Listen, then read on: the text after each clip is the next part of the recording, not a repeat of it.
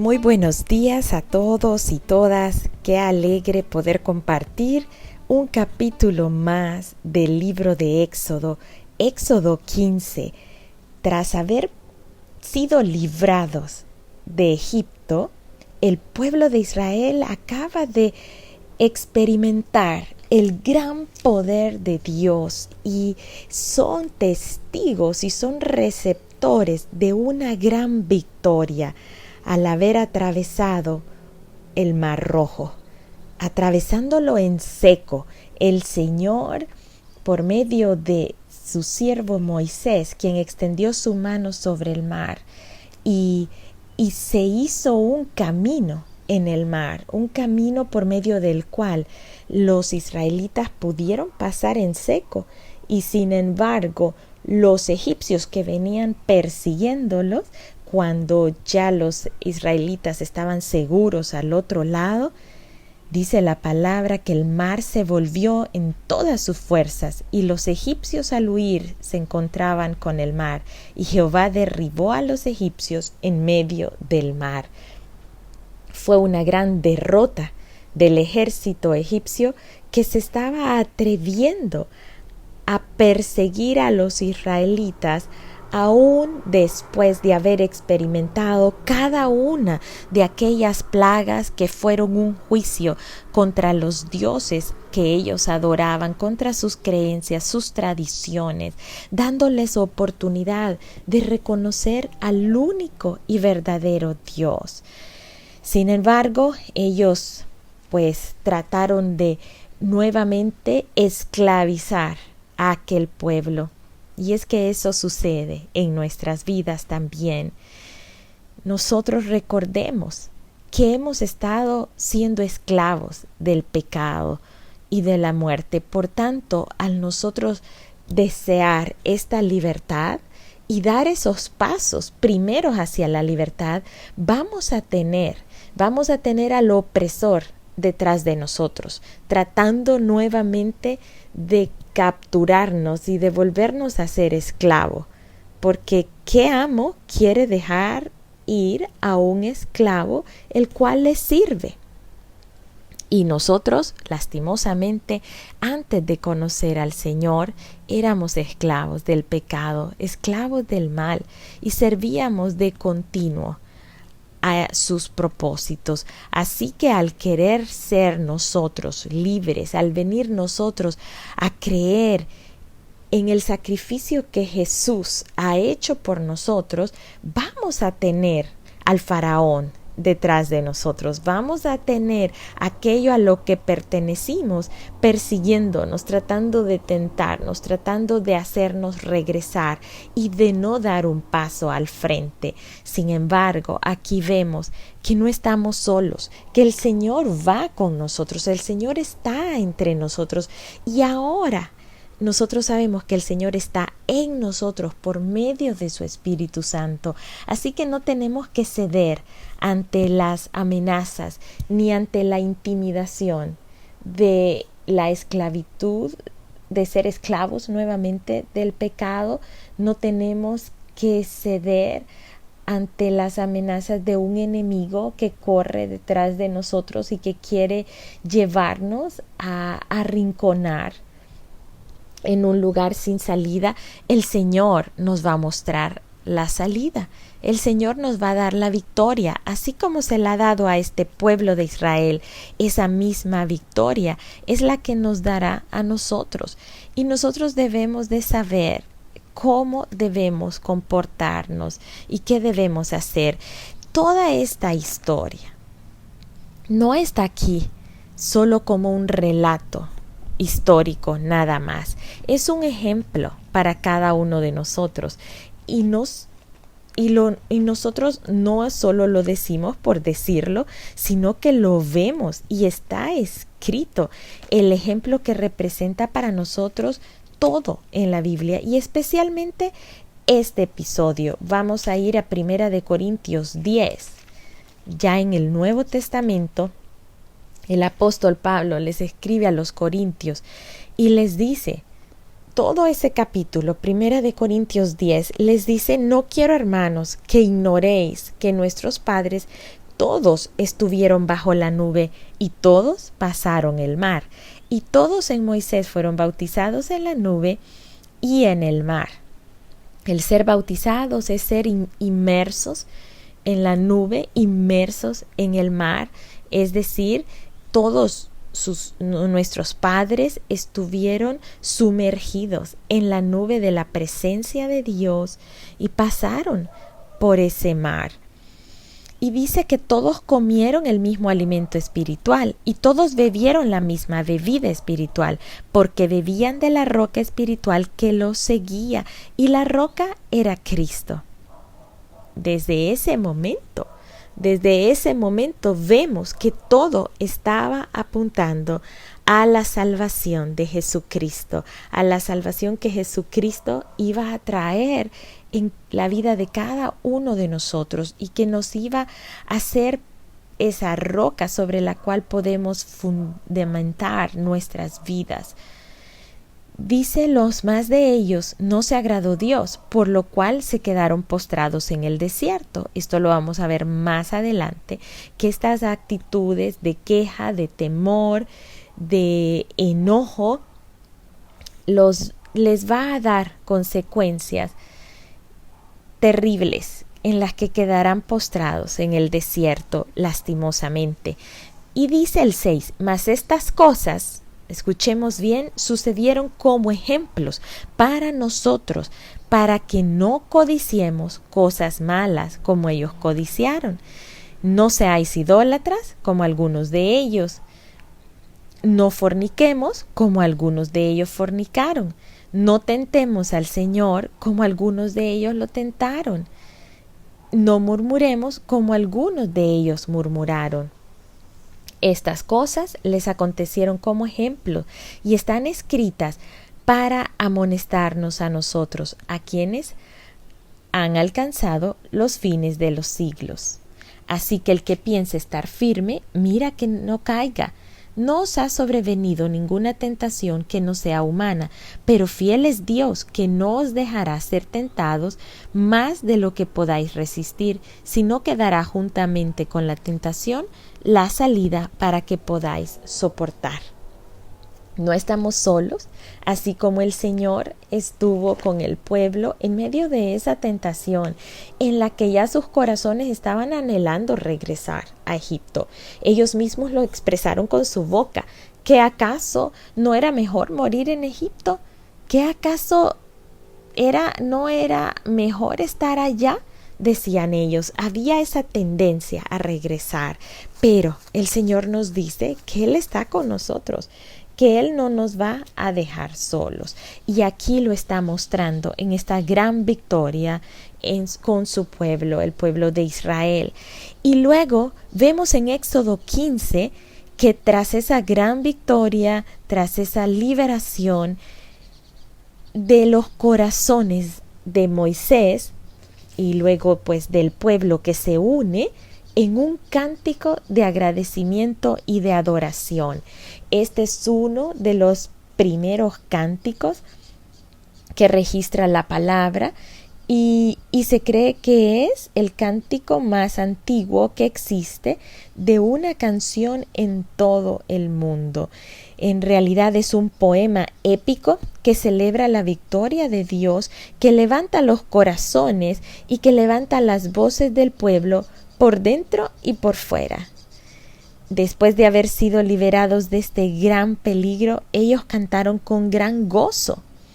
Así que los salmos e himnos que nosotros podemos encontrar a lo largo de la palabra son formas extraordinarias de expresar ese agradecimiento al Señor, y nosotros mismos podemos tomar cánticos que pueden venir a representar en nuestras vidas consuelo, adoración y agradecimiento tras haber estado en duras pruebas. Nos dice la palabra, nos dice Efesios 5:18, nos habla que, nos dice, sed llenos del Espíritu Santo, sed llenos del Espíritu de Dios, y luego dice, y cantaréis salmos, himnos y cánticos espirituales. O sea, que tras estar llenos del Espíritu de Dios, al estar nosotros perceptibles que hay un Espíritu de Dios habitando y morando dentro de nosotros y guiándonos, entonces va a provocar en nosotros que nuestra manera de hablar cambie, de una queja continua, de una amargura continua, a hablar, dice, entre vosotros salmos, himnos y cánticos espirituales, cantando y alabando al Señor en vuestros corazones, dando siempre gracias por todo al Dios y Padre en el nombre de nuestro Señor Jesucristo. Es una hermosa transformación que ocurre en el corazón y del cual la abundancia del corazón habla la boca. Así que examinémonos, ¿qué es lo que nuestra boca habla? Lo que nuestra boca habla va a develar lo que abunda en nuestro corazón.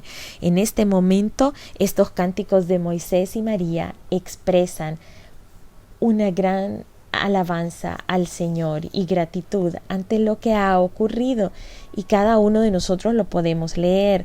Es un cántico que dice, cantaré yo a Jehová porque se ha magnificado grandemente, ha echado en el mar al caballo y al jinete, y luego describe todo lo que ocurre con los carros del faraón, con el ejército, cómo fueron cubiertos por las aguas, lo llaman los abismos, cómo ellos descendieron a las profundidades. Habla cómo la diestra de Jehová se ha sido magnificada en poder, cómo ha quebrantado al enemigo, cómo esa grandeza de su poder ha derribado a los que se levantan contra ti. Y es que la demostración del poder de Dios en nuestras vidas debe de ser un motivo o un ejemplo en la vida de cada uno de nosotros para que nosotros procedamos a dejarnos transformar por medio del Señor, por medio de su palabra, por medio de su poder. Es una demostración que si el Señor puede hacer todas estas maravillas, Él puede hacer todo, provocar esa transformación en nosotros. Claro, si nosotros le estamos permitiendo hacerlo. Vamos a ir a Filipenses 3:7. Aquí está el apóstol Pablo, alguien que tenía todas las credenciales de la tierra, del mundo, para saber que era una persona eminente, para saber que era una persona bien distinguida por todo lo que él había sido, por todo lo que había hecho. Él está expresando en Filipenses 3:5 que él era del linaje de Israel, que él fue circuncidado, que él era hebreo de hebreos, que era fariseo, dice en cuanto a la ley, que en cuanto al celo era perseguidor de la iglesia, que en cuanto a la justicia que es en la ley, él era irreprensible. Está diciendo que todo esto para él era ganancia, porque era su orgullo, era su identidad en la tierra.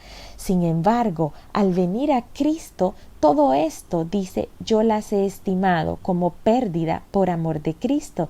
Es decir, todas estas cosas vienen a ser basura al compararlas con la excelencia del conocimiento de Cristo Jesús, nuestro Señor. Cuando nosotros llegamos a conocer al Señor Jesús y todo lo que Él nos ofrece en una eternidad con Él, todo su amor dispuesto a abrazar nuestras vidas, todo lo que nosotros hemos creído que tenemos como ganancia, ya sean títulos educativos, ya sea nuestra posición en la sociedad, ya sean bienes materiales, todo esto en realidad es tan perecedero, es tan temporal, que cuando venimos a conocer al Señor, que es algo permanente, que es algo eterno, todo viene a significar una pérdida, todo viene a ser como basura al lado de ganar a Cristo.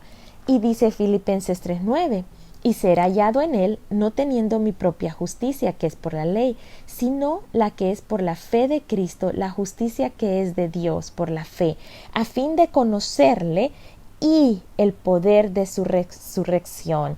Cuando nosotros venimos a conocerle a Él, venimos a experimentar el poder de su resurrección y la participación de sus padecimientos, llegando a ser semejantes a Él en su muerte, y si en alguna manera llegase a la resurrección de entre los muertos. Así que el fin de toda esta demostración y despliegue del poder de Dios es para que nosotros le conozcamos a Él y vengamos a tener una percepción correcta de lo que es estar en Cristo y de lo que es tener nuestra confianza y nuestra seguridad en todas las cosas que el mundo nos ofrece. Verdaderamente, el estar en Cristo es el más grande tesoro que nosotros podemos tener. Ni se compara. Todo lo demás, todos nuestros logros en la tierra son pérdida al lado si nosotros lo comparamos con estar en Cristo, con conocerle, con pertenecerle a Él. Y de esto se tratan estos cánticos. A lo largo de la palabra hemos de encontrar cánticos en el libro de los Salmos. En el libro de Deuteronomio hay un cántico de Moisés sobre la historia de Israel con agradecimiento y alabanza también. Una vez que están a punto de entrar en la tierra prometida, encontramos cánticos en el libro de Jeremías, encontramos cánticos en el Nuevo Testamento, en el libro de Lucas hay un cántico de María de alabanza a Dios por la concepción de Jesús. Hay un cántico de Zacarías, el padre de Juan el Bautista, por la promesa de un hijo. Eso está en el libro de Lucas también. Y hay un cántico en el cual todos nos integraremos, todos los que creemos en el Señor.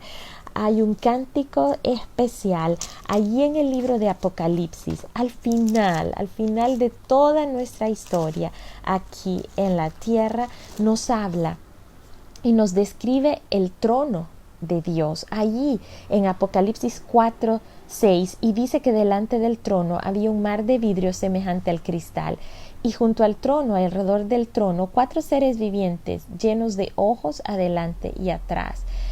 Y luego dice en el 8, y los 4 seres vivientes tenían cada uno 6 alas, y alrededor y por dentro estaban llenos de ojos, y no cesaban día y noche de decir: Santo, Santo, Santo es el Señor Dios Todopoderoso, el que era, el que es y el que ha de venir. Y siempre que aquellos seres vivientes dan gloria y honra y acción de gracias al que está sentado en el trono, al que vive por los siglos de los siglos, los 24 ancianos se postran delante del que está sentado en el trono y adoran al que vive por los siglos de los siglos y echan sus coronas delante del trono. Esto es una representación de nosotros, los redimidos de Dios. Estos 24 ancianos vienen a representarnos a nosotros. Así que nosotros hemos de estar allí, siendo parte de este coro, cantando lo que dice Apocalipsis 4:11. Señor, digno eres de recibir la gloria, la honra y el poder, porque tú creaste todas las cosas y por tu voluntad existen y fueron creadas.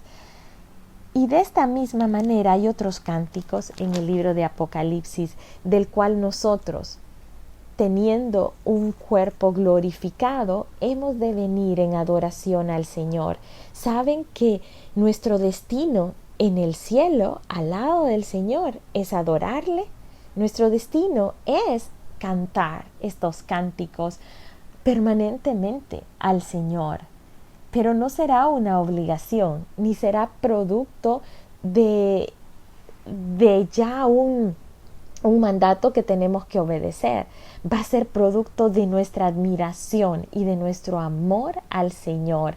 Así que no será una dura carga, al contrario, será una muestra de ese gran gozo de nuestros corazones que no lo vamos a poder contener. Y el cántico y la adoración al Señor será una respuesta al amor de Dios y a la grandeza de Dios en nuestras vidas. Así que este cántico es una muestra de ello. Y luego vemos, cuando termina este cántico, vemos que Moisés, pues siguen caminando, ¿verdad? E hizo Moisés que partiese Israel del Mar Rojo. Y salieron al desierto de Chur, y anduvieron 3 días por el desierto sin hallar agua. Vemos que 3 días después de haber caminado por el desierto, después de haber atravesado el Mar Rojo, ocurre lo siguiente. Llegan, tienen sed y llegan a Mara. Y Mara es una fuente de agua, pero al probar las aguas, estas aguas eran amargas.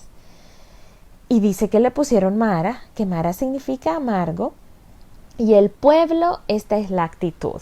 El pueblo acaba de ver una gran demostración del poder de Dios. Acaban de ser partícipes del amor de Dios que los ha liberado de la esclavitud. Acaban de cantar un hermoso cántico de alabanza, de entonar toda esta alabanza que muestra su alegría y su agradecimiento, pero aquí está la actitud de su corazón. Dice Éxodo 15:24, el pueblo murmuró contra Moisés y dijo, ¿qué hemos de beber? Y Moisés clamó a Jehová, y Jehová le mostró un árbol. Lo echó en las aguas, y las aguas se endulzaron. Ahí les dio estatutos y ordenanza, y ahí los probó. Y les dijo, si oyeres atentamente la voz de Jehová tu Dios, e hicieres lo recto delante de sus ojos, y dieres oído a sus mandamientos, y guardares todos sus estatutos, ninguna enfermedad de las que envié a los egipcios te enviaré a ti, porque yo soy Jehová, tu sanador. Y llegaron luego a Elim, donde había 12 fuentes de agua y 70 palmeras, y acamparon allí junto a las aguas. Ellos acaban de ser liberados de la esclavitud. Están caminando por el desierto. Cuando nosotros venimos al Señor, nosotros estamos saliendo de una esclavitud, y posiblemente nuestros primeros pasos en el caminar cristiano no sean un lecho de rosas. Posiblemente lleguemos a experimentar este camino en el desierto. De hecho, muchos de nosotros nos hemos preguntado, pero bueno, si ahora estoy en Cristo, ¿por qué es como que todos los problemas vienen y vienen a converger en este mismo momento? ¿Por qué? ¿Por qué hay tanta oposición? Y es precisamente por eso, porque hay alguien que no está contento que nosotros estemos caminando hacia la libertad, y van a venir oposiciones, va a venir afrenta en contra nuestra.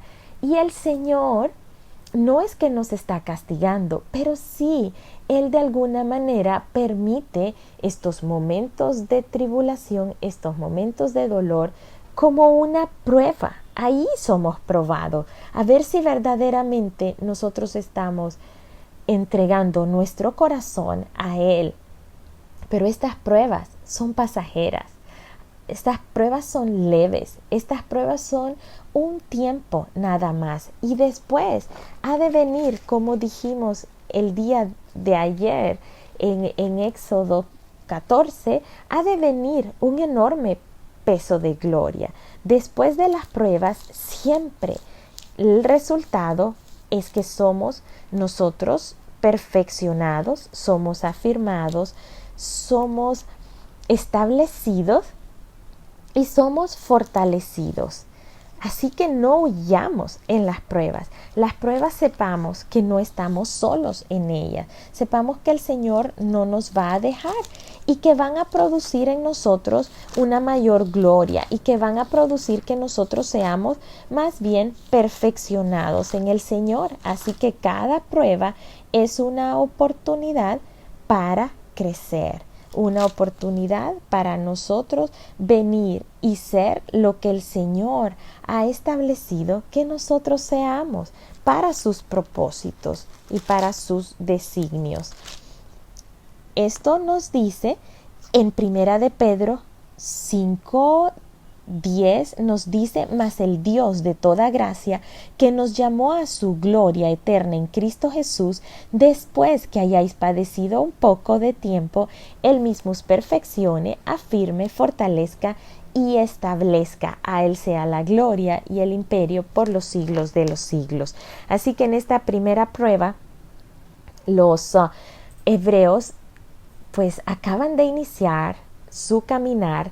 Dios está siendo condescendiente con ellos, los escucha esa prueba y concede lo que ellos están pidiendo. Ellos tienen sed y quieren agua dulce. ¿Y qué es lo que sucede aquí ante la sed de su alma, ante la sed de su cuerpo físico?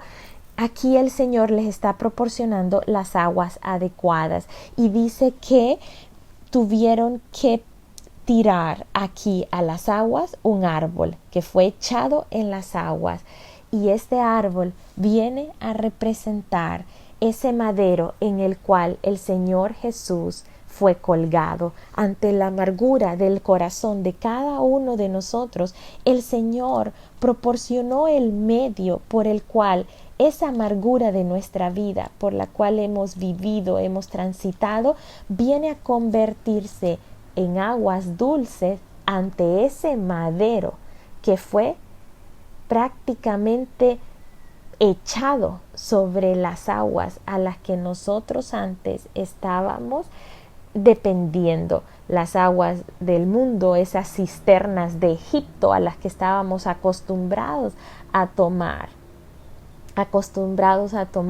de aguas verdaderamente amargas, como esta fuente de agua que es Mara. Deuteronomio 21:23, vamos a irnos rápidamente a este capítulo. Deuteronomio 21:23 nos dice: no dejaréis que su cuerpo pase la noche sobre el madero, sin falta lo enterrarás el mismo día, porque maldito por Dios es el colgado, y no contaminarás tu tierra que Jehová tu Dios te da por heredad. Aquí es un claro símbolo de Jesús colgado en el madero, colgado en la cruz. Era una maldición. El haber sido colgado en la cruz era un símbolo de maldición, era el símbolo de un terrible castigo en el que los romanos habían instituido para que todos los demás vieran y pudieran temer desobedecerles a Él.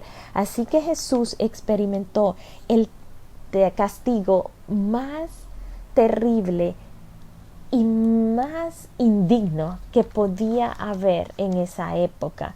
Gálatas 3:13 nos lo confirma y dice: Cristo nos redimió de la maldición de la ley, hecho por nosotros maldición, porque está escrito: maldito todo aquel que es colgado en un madero, para que en Cristo Jesús la bendición de Abraham alcanzase a los gentiles, a fin de que por la fe recibiésemos la promesa del Espíritu.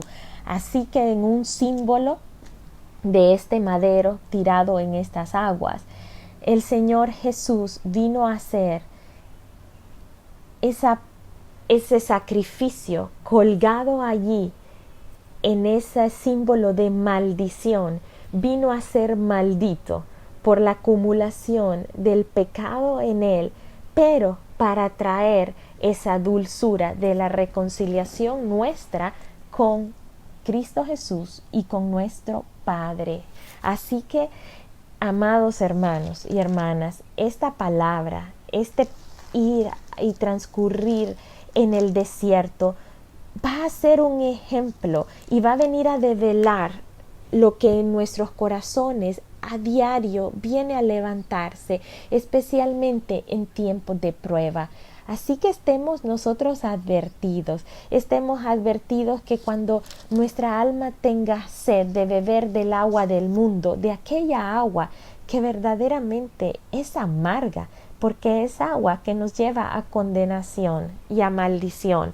El Señor mismo, el Señor Jesús, se hizo él mismo maldición para poder endulzar las aguas de su espíritu, que es las aguas que nosotros ahora tomamos, son las aguas de su espíritu que viene a habitar dentro de nosotros y que como ríos de agua viva vienen a correr desde el interior, desde nuestro corazón.